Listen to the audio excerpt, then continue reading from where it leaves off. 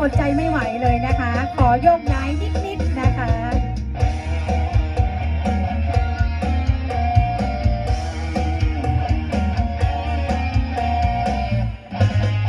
ขอบคุณนะคะสำหรับบริษัทมิตซูล้านนานะคะวันนี้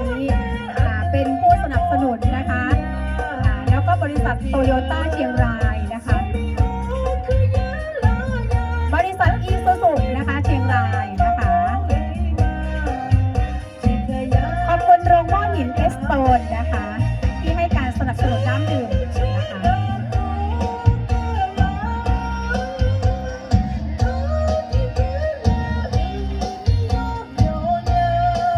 ขอบคุณนะคะธนาคารเกษตรและสหกรณ์นะคะธกส.สาขาแม่จันทร์ค่ะ